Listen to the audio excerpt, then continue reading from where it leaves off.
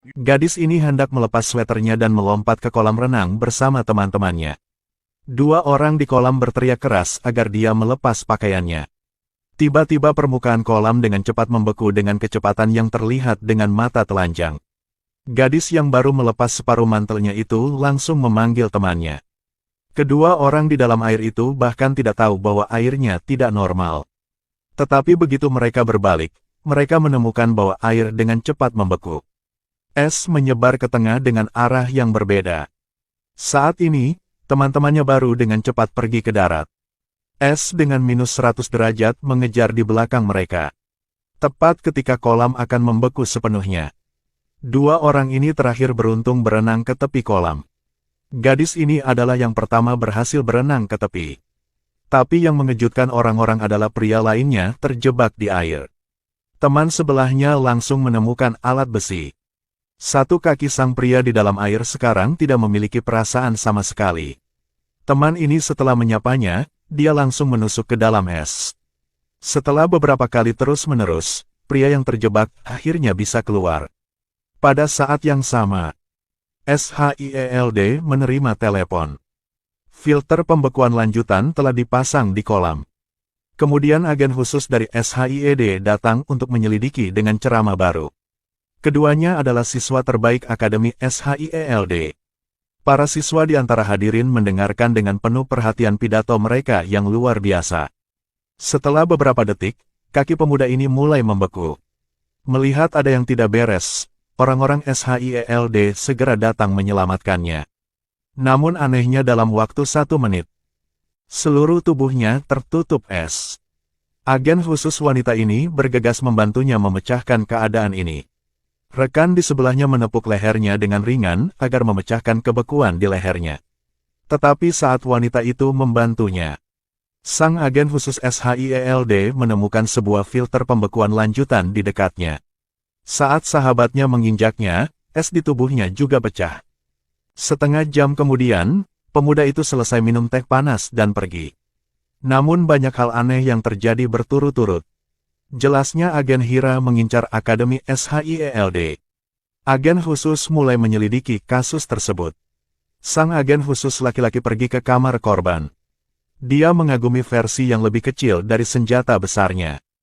Kemudian melihat versi baterai mini yang dia temukan. Kata-kata dari seorang pria sudah membantunya memecahkan masalah teknis. Namun tepat saat tim agen khusus baru saja meninggalkan lokasi asrama, rekan satu timnya menelepon dan mengatakan pembekuan sebelumnya adalah kesalahannya.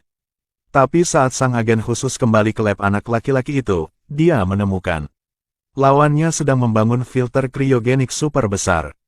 Tepat ketika dia menasihatinya untuk memberikan filter kepada profesor, rekan satu tim bocah itu menyerangnya. Ternyata anggota grup Hydra menggunakan harga tinggi untuk minta mereka menemukan perangkat ini. Kali ini secara kebetulan dua orang diminta untuk membuktikan keefektifan alat tersebut oleh pihak pelanggannya. Kedua anak serakah ini mulai mengaktifkan filter pembekuan. Setelah filter pembekuan super dimulai, sekitarnya tidak terpengaruh. Namun yang membuat orang terkejut, hanya dengan trik sederhana ini.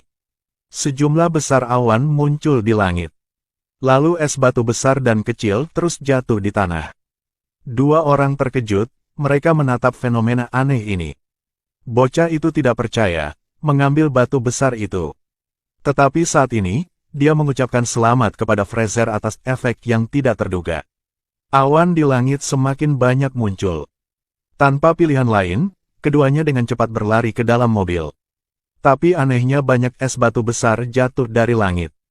Tapi setelah setengah jam fenomena itu berhenti. Adegan di sekitar seperti akhir dunia. Topan super buatan manusia terbentuk di ketinggian 10.000 meter. Baru saat ini, bocah itu ingin berhenti freezernya. Karena jika terjadi badai salju, mereka berdua akan mati juga. Maka tidak peduli berapa banyak uang yang mereka miliki, itu tidak berartinya. Tapi saat mereka sedang terburu-buru untuk menutupnya, sambaran petir secara tidak sengaja mengenai salah satu dari mereka. Untungnya, pria itu dengan sulit duduk di atas. Teman sialnya tersambar petir. Pada saat yang sama, tim agen khusus menemukan fenomena aneh. Badai telah terbentuk, tak terbendung oleh manusia. Kemudian tim agen khusus menggunakan pesawat puluhan miliar untuk naik ke langit. Dari ketinggian yang mengerikan mereka mulai mendarat. Aliran udara besar-besaran dapat dirasakan dengan jelas. Akademi SHIELD seperti mengalami gempa bumi. Pesawat diterbangkan sekitar 1 jam. Akhirnya mendarat dengan selamat di tanah.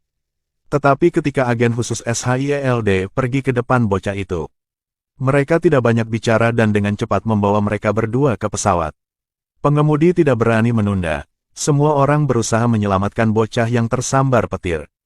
Tapi setelah beberapa saat anak itu masih tidak bisa diselamatkan. Yang tidak diduga orang lain adalah pria ini juga memiliki kemampuan khusus.